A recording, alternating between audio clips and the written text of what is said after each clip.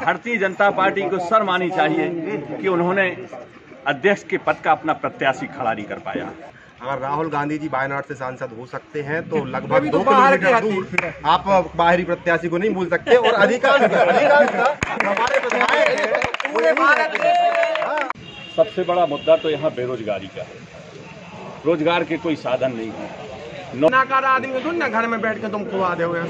कांग्रेस ने अभी पिछले 2018 में बेरोजगारों के लिए 4000 रुपए भत्ता देने की घोषणा की 15 महीने की सरकार में 15 महीने में एक भी युवा को नहीं मिला भत्ता। अगर डॉक्टर रामकृष्ण कुशमरिया ने अपने छोटे भाई लखन पटेल को सौंपा है और लखन पटेल के नेतृत्व में पथरिया विधानसभा विकास की ओर अग्रसर होगी।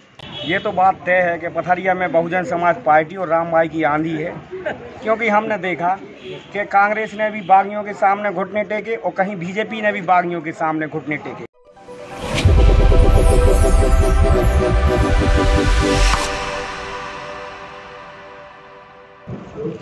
नमस्कार, मैं हूं डॉक्टर एलन वैष्णव और इस समय हम खड़े हुए मध्य प्रदेश के दमोह जिले के अंतर्गत आने वाले पथरिया क्षेत्र में चुनाव पर कर रहे हैं चर्चा।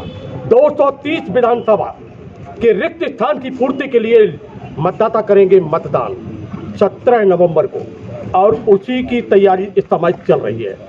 पार्टियों के अपने अपने वादे हैं और अपने अपने दावे हैं। हम चुनाव पर चर्चा करेंगे, जानेंगे क्षेत्रीय मुद्दे क्या हैं, किन मुद्दों को लेकर चुनाव के मैदान में है पार्टियां और मतदाताओं का आखिर मन क्या है। और इसी विषय को लेकर हम पथरिया में जो विधानसभा 54 में हम खड़े हुए हैं, हम चर्चा करेंगे यहाँ पर आखिर मुद्दे क्या हैं। विशेष रूप से हम शुभारंभ करते हैं, यहाँ से हमारे साथ खड़े हुए हैं कांग्रेस के एक नेता लक्ष्मण सिंह जी, स्वागत आपका। किस प्रकार के मुद्दों को लेकर आप मैदान में हैं? सबसे बड़ा मुद्दा तो यहाँ बेरोजगारी का है। रोजगार के कोई साधन नहीं है। नौजवान जो पढ़े लिखे नौजवान हैं, उनके लिए जब वो इंटरव्यू देने जाते हैं तो पता चलता है कि किसी धन्ना सेठ का बेटा पटवारी बन गया, कोई और नौकरी पा गया। मजदूरों के लिए भी कोई काम नहीं। यहाँ सोयाबीन प्लांट खुला था लेकिन बंद पड़ा है। किसी भी व्यक्ति ने बेरोजगारी के बारे में आज तक कोई काम नहीं किया। और महंगाई दूसरा मुद्दा हमारा। महंगाई, आज जो 40,000 की मोटरसाइकिल मिलती थी वो 1.5 लाख रुपए की मोटरसाइकिल मिलने लगी।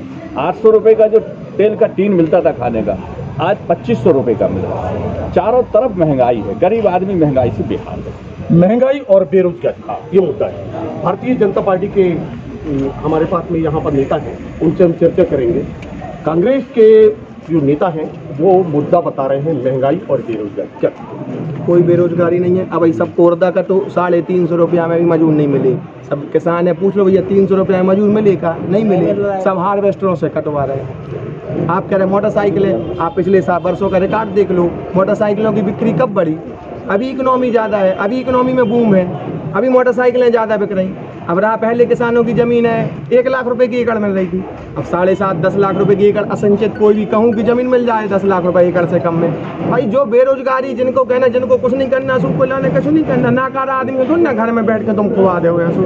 जाना ही नहीं। कांग्रेस ने अभी पिछले 2018 में बेरोजगारों के लिए 4000 रुपए भत्ता देने की घोषणा 15 महीने की सरकार में 15 महीने में एक भी युवा को नहीं मिला भत्ता। अगर घोषणा है, घोषणा ही रहती है। बेरोजगारी होती तो भत्ता देते, बेरोजगारी नहीं तो कहाँ से भत्ता देते। अब हम बात करेंगे यहाँ पे बहुजन समाजवादी पार्टी के प्रतिनिधित्व करने वाले यहाँ पर नेता हैं, उनसे भी चर्चा करेंगे क्या मुद्दा होगा इस समय चुनाव। पथरिया जो क्षेत्र रहा है, जो शुरू से बहुत पिछड़ा क्षेत्र रहा है, क्योंकि इसके पहले मध्य प्रदेश में और पथरिया में कांग्रेस के विधायक थे, फिर इसके बाद भारतीय जनता पार्टी के लगातार विधायक बने, लेकिन वास्तव में विकास किसी ने नहीं करा, न विकास हुआ है। इतना पिछड़ा क्षेत्र रहा है, आप कहीं भी जाके देखो तो वास्तव में पथरिया पिछड़ा क्षेत्र रहा है। लेकिन जैसे ही 5 साल पहले यहाँ से विधायक राम भाई सहन जी विधायक बनी और उनका एक जो नारा था और एक जो उनकी सोच थी, वो सोच ही केवल विकास से शुरू हुई। अब विकास के भी उनने ऐसी लाइन लगा दी कि आप देखें पथरिया में 2 पुल, लगभग 64 रोडें, नगर परिषद अपना बंडियागढ़ क्षेत्र विकास की दृष्टि से के वहाँ नगर परिषद होगा तो विकास अधिक होगा। फिर इसके बाद आप जाएं तो पथरिया महाविद्यालय में विश्व बैंक से 9 लाख रुपए की बिल्डिंग आई है, 3.5 करोड़ रुपए की बिल्डिंग विश्व बैंक से आई है। आप देखेंगे बंडियागढ़ में महाविद्यालय, पथरिया में तहसील बिल्डिंग का फिर से निर्माण, SDM कार्यालय, अन्य प्रकार के मतलब केवल विकास की ही बात उन्होंने कही और उनकी सोच रही। तो ऐसा नहीं है कि 5 साल में विकास पूरे हो गए हैं। जो 70 साल का पिछड़ा हुआ अपना क्षेत्र है वो 5 साल में पूरा नहीं हो पाया, कुछ कमियां रह गई हैं, जिसके लिए 5 साल और जो आएंगे, आगामी 5 साल रहेंगे, उसमें भी जो जब कमियां पूरी होंगी तब हमारा पथरिया एक लेवल में आएगा और जो एक पिछड़ापन रहा है ये दूर होगा। बात सबने अपने वादे किए हैं, दावे किए हैं, विकास की बात की है, और अब हम बात करते हैं उस मुद्दे को लेकर जो विशेष रूप से छाया था पिछले विधानसभा चुनाव के दौरान। बागियों का मुद्दा जो था बहुत जबरदस्त था और जिसका किसी को लाभ हुआ था, किसी को हानि हुई।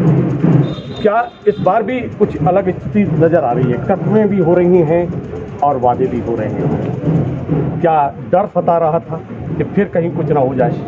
ये डर हम लोगों को नहीं सता रहा था। हम जितने भी प्रत्याशी थे सब एक थे, लेकिन हमारे जो कार्यकर्ता थे जो बूथ पे लड़ाई लड़ते उनके मन में डर ये था कि कहीं ना कहीं चूक ना हो जाए, कि प्रत्याशियों में कोई फिर से विद्रोही पैदा ना हो जाए।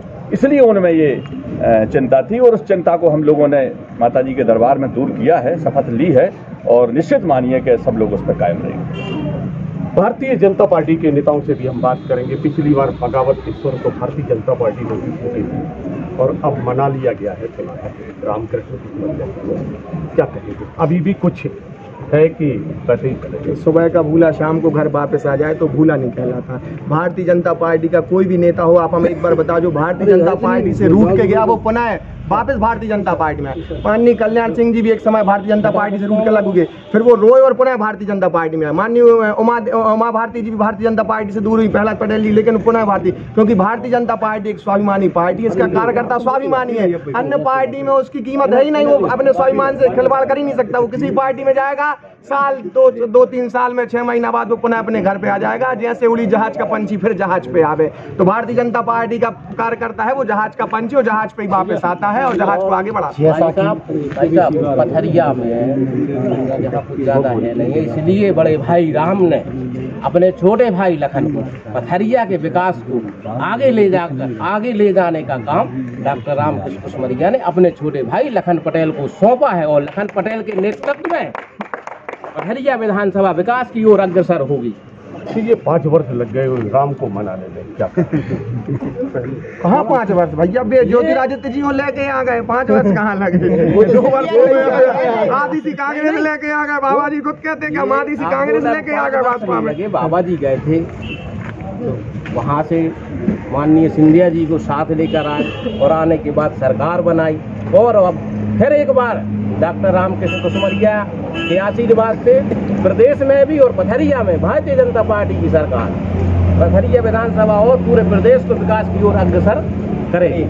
जैसा कि कांग्रेस भयभीत है, जो भ्रम फैलाया जा रहा है कि कुशमरिया जी नाराज है। कुशमरिया जी बिल्कुल नाराज नहीं है, तन मन धन से बाकायदा पार्टी का काम कर रहे हैं, उत्साहित होकर आगे हो। ये पथरिया तो ठीक है, अन्य विधानसभाएं भी बाकायदा वो जिताएंगे और इसी से भयभीत होकर ये भ्रम फैलाया जा रहा है कि कुशमरिया जी नाराज है। वो कोई नाराज नहीं है, बढ़िया पार्टी का काम कर रहा है और पथरिया को जिताने में उनका हाथ रहेगा। बहुजन समाजवादी पार्टी के नेता क्या कहेंगे आप? देखो, ये तो बात तय है कि पथरिया में बहुजन समाज पार्टी और राम भाई की आंधी है, क्योंकि हमने देखा कि कांग्रेस ने भी बागियों के सामने घुटने टेके और कहीं बीजेपी ने भी बागियों के सामने घुटने टेके, कहीं भारतीय जनता पार्टी भी कुशमरिया जी जैसे लोगों को मनाने जा रही है और कांग्रेस भी घुटने टेक के बागियों को टिकट दे रही है। तो ये बात इनके भारतीय जनता पार्टी और कांग्रेस के भय से ही ये बात स्पष्ट होती है कि बहुजन समाज पार्टी की पथरिया में आंधी है और चाहे गठबंधन ये लोग कर लें या कुछ कर लें या किसी को मना लें, लेकिन इनके जो मन से हैं वो पूरे कभी नहीं होंगे। क्या कहेंगे इस संबंध में? भारतीय जनता पार्टी और बीएसपी का दोनों का गठजोड़ है। बीएसपी भारतीय जनता पार्टी की एक छोटी इकाई है। नगर पालिका के चुनाव में भारतीय जनता पार्टी को सर मानी चाहिए कि उन्होंने अध्यक्ष के पद का अपना प्रत्याशी खड़ा नहीं कर पाया। बीएसपी और बीएसपी दोनों ने मिलकर नगर पालिका में सरकार बनाने की कोशिश की थी। भारतीय जनता पार्टी छल और बल की ताकत पर चुनाव लड़ना चाहती है। वास्तव में मुद्दा क्षेत्रीयता और बाहरी व्यक्ति के बीच में है। आज भारतीय जनता पार्टी का जो प्रत्याशी है वो हमारी विधानसभा का मतदाता तक नहीं है। उसको जिस व्यक्ति को खुद की वोट को खुद को डालने का अधिकार ना हो, प्रजातंत्र में शायद उसे किसी दूसरे की वोट को मांगने का अधिकार नहीं है। स्थानीय का कोई मुद्दा नहीं है, स्थानीय का कोई मुद्दा यहाँ नहीं है, विकास का मुद्दा है, यहाँ नियति का मुद्दा है।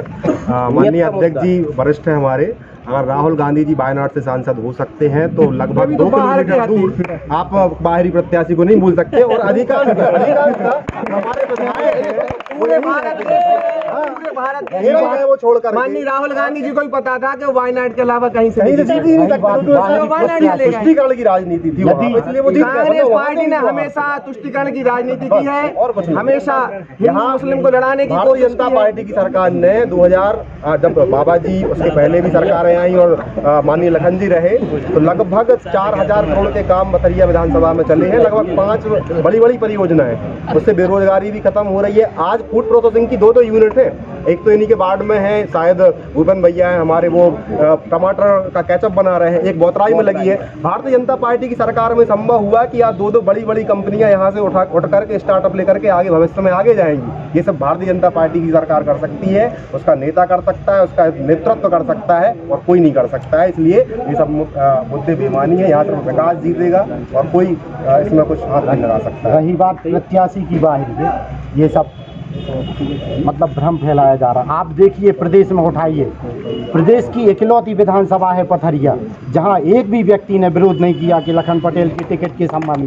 सबसे पहली सूची में पथरिया विधानसभा की टिकट हुई थी, और एक व्यक्ति आप बता दो प्रदेश में कि पथरिया विधानसभा इकलौती है जहां ये मुद्दा कहीं नहीं रहा, किसी ने विरोध किया हो। अपने अपने वादे हैं, अपने अपने दावे हैं। 17 नवंबर को होगा मतदान।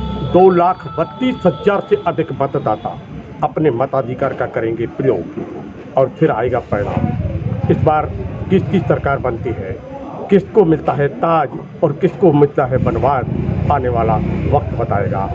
मिलते हैं फिर एक नई डिबेट में, नए समाचार के साथ, नए व्यक्तित्व के साथ, नई चर्चा के साथ। तब तक मुझे दीजिए इजाजत। नमस्कार।